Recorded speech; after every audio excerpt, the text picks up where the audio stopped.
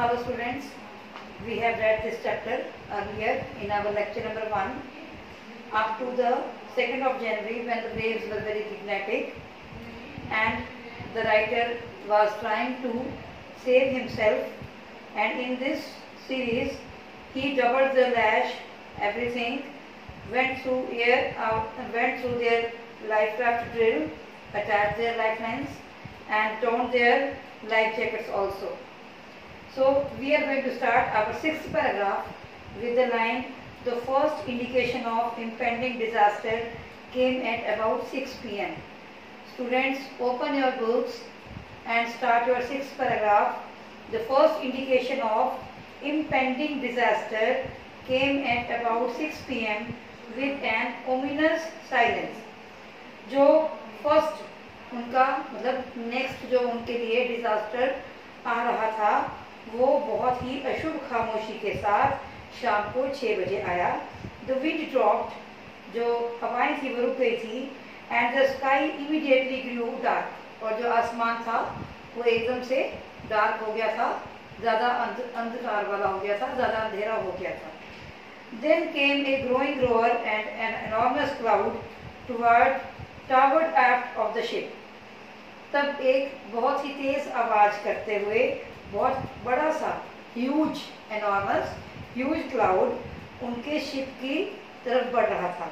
With horror, भय से, आई realised, मैंने महसूस किया कि it was not a cloud, यह क्लाउड नहीं था, but a wave like no other I had ever seen, but इतनी बड़ी लहर थी जो कि मैंने इससे पहले कभी देखी नहीं थी. It appeared perfectly vertical and almost twice the height of the other waves with a frightful breaking crest.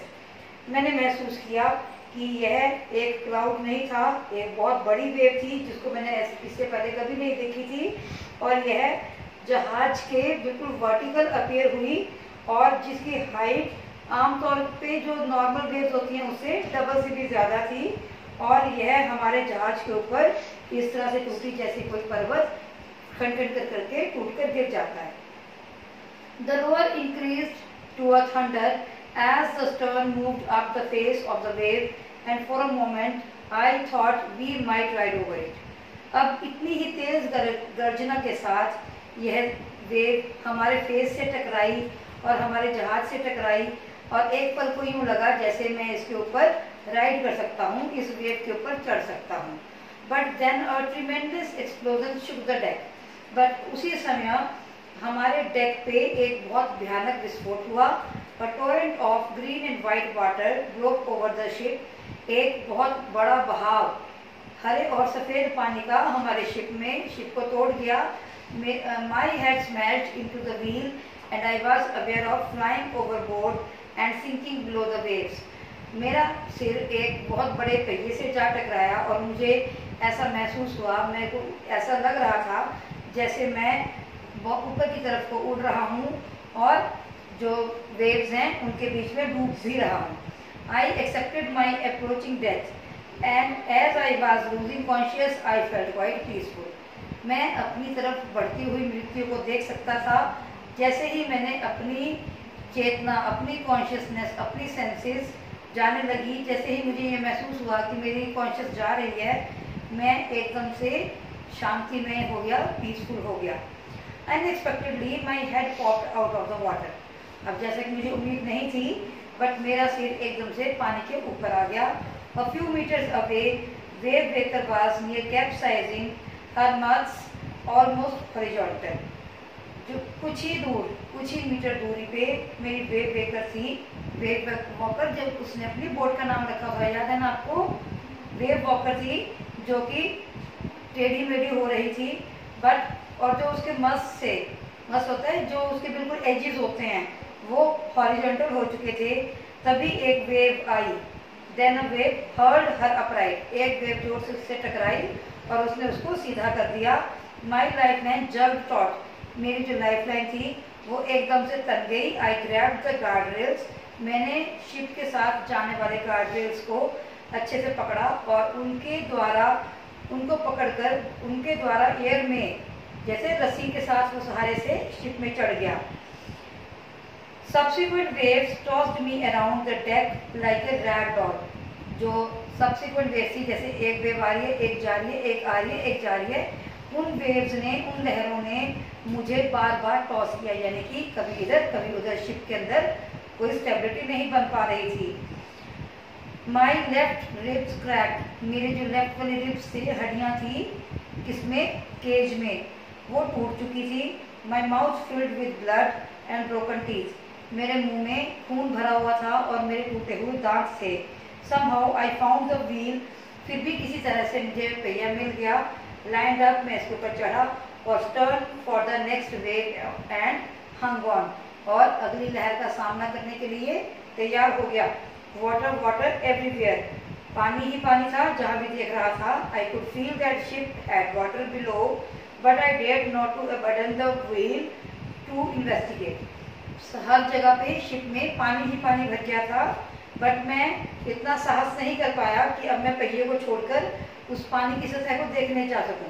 Suddenly the front hatch was thrown open, एकदम से अचानक से जो जहाज का फ्रंट दरवाज़ा था, हैच मतलब जो फ्रंट वाला उसका बोर्ड खुल रहा था, वो खुल गया और उसमें से मैरी अपीयर हुई।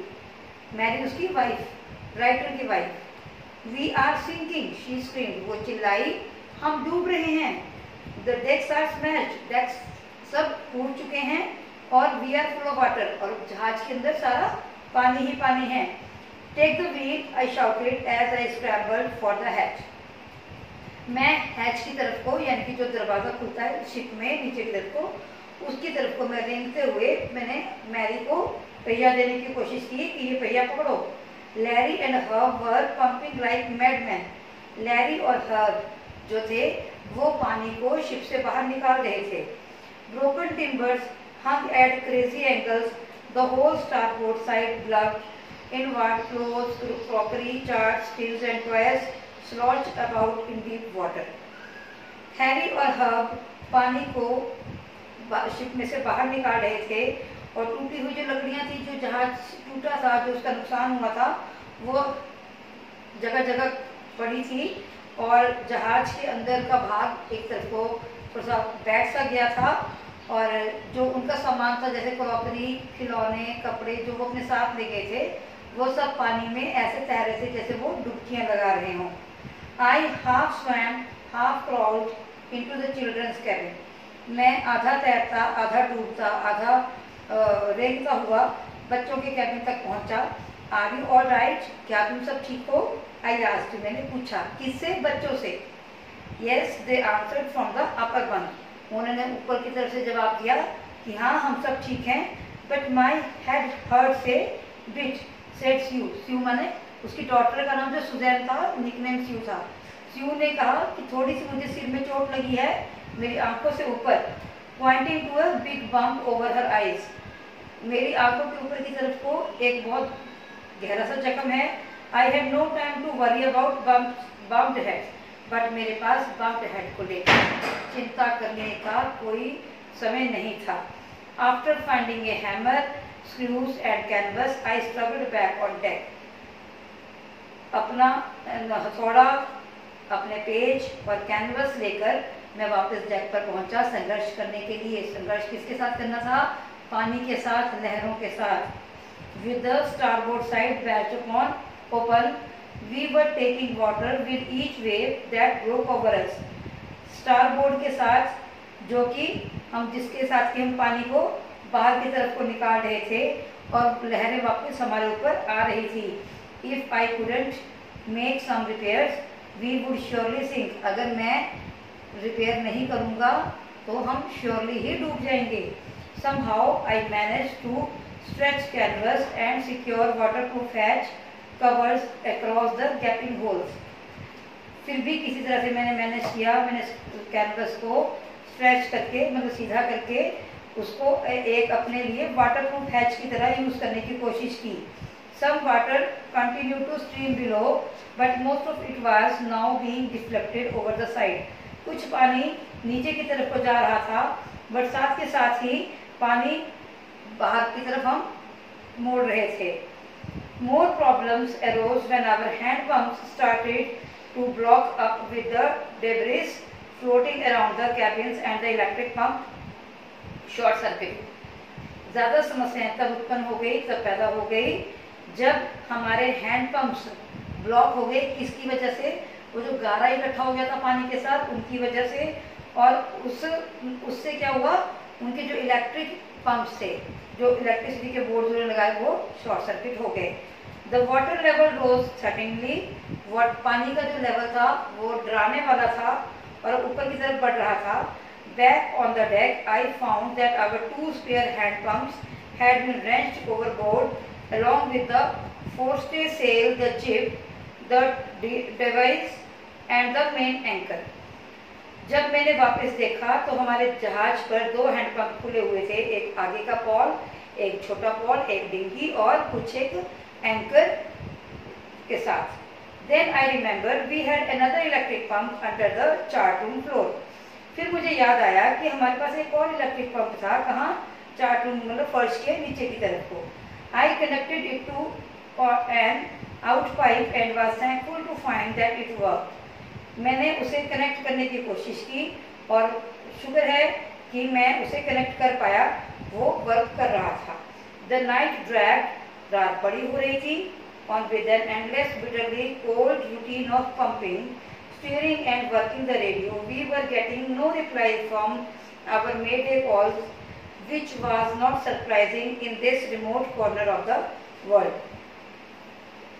हमारी जो रात थी वो बहुत ज़्यादा बढ़ रही थी। पानी को बाहर निकालना, जहाज को चलाना, रेडियो पर काम करने के सारे जो भी रूटीन वर्क था वो सब हमारा बहुत सी डिस्टर्ब हो गया था और हमें अपने इस डिस्टर्बिंग टाइम में किसी भी सिग्नल का कोई भी जवाब नहीं मिल रहा था। वैसे ये कोई हैरानी की बात नहीं थी। It means the danger was increasing as the night was increasing. Sue's head had swollen alarmingly. She had 2 enormous black eyes and now she showed us a deep cut on her arm. जो बेटी थी उनकी, writer की बेटी Suzanne थी, उसका सिर बहुत बुरी तरह से सूज गया था। उसकी जो 2 आंखें थी वो और भी ज़्यादा बड़ी, उसकी मतलब जो डार्क सर्कल्स थे वो और भी ज़्यादा भयानक हो गए थे, बड़े बड़े हो गए थे। और अब उसने दिखाया कि उसकी बाजू पे भी बहुत बड़ा कट था। When I asked why she hadn't made more of her injuries before this, जब मैंने उसे पूछा कि उसने पहले क्यों नहीं दिखाया कि वो इतनी ज़्यादा मतलब इंजर्ड हो चुकी है, तो she replied, उसने रिप्लाई किया, I didn't want to worry you when you were trying to save us. और मैं आपको ज़्यादा चिंता में नहीं डालना चाहती थी जबकि आप हम सबको बचाने की पूरी कोशिश कर रहे हैं। See, in this story up to this paragraph, we have learned that the family is very much strong psychologically.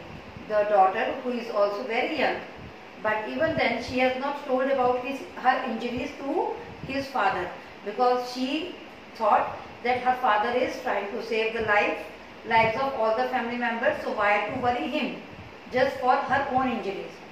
देखो, इसमें जो परिवार है वो एक समुद्री यात्रा पे निकला है अपने रिस्क पे और उन्होंने खुद ही अपनी वेव वॉकर नाम की एक बोट बनाई है जिसको उन्होंने पूरी तरह से अपडेट कर रखा है। जो भी समुद्र में कठिनाइयाँ आती हैं उसके साथ उन्होंने उसको बना रखा है। बट इवन देन अब जब इतनी प्रॉब्लम्स आ रही हैं, जब बेटी उसमें इतनी ज़्यादा इंजर्ड हो चुकी है, जबकि उसको इतनी चोट लग चुकी है, तो भी देखो वो कितनी स्ट्रांगली रहती है कि मैं अपने फादर को इस प्रोसेस में डिस्टर्ब ना करूं। किस प्रोसेस में? कि उसके सभी फैमिली मेम्बर्स की लाइफ को बचाने के प्रोसेस में। So see students, here their will power is working. The father's will power, देखो in the middle of the today's content we know that the father was also sinking, but after a while he came up and he started to try to save the lives of his family members. So in the same way, the daughter is also very strong. She is also hiding her injuries from his father because she doesn't want to make her father very worried about her, so that her father can proceed for the saving the family's life. By morning on January 3, अब ये सारी जो कुछ हो रहा था वो 2 जनवरी की मॉर्निंग से इवनिंग और इवनिंग से नाइट, नाइट से again morning, See, this was all the event happening between the 24 hours. By morning on January 3, the pumps had the water level sufficiently under control for us to take 2 hours rest in rotation. But we still had a tremendous leak somewhere below the water line, and on checking, I found that nearly all the boatsman's rib frames were smashed down to the keel. In fact, there was nothing holding up a whole section of the starboard hull except a few cupboard partitions. Beta, from this paragraph we will start again in our lecture number 3 for the chapter number 2. We are not afraid to die if we can be together. So till then you have to read the chapter, you have to write down the English to English word meanings, and if there are questions I will give you in the next lecture. You have to find it out from the read content, from the explained content. Thank you.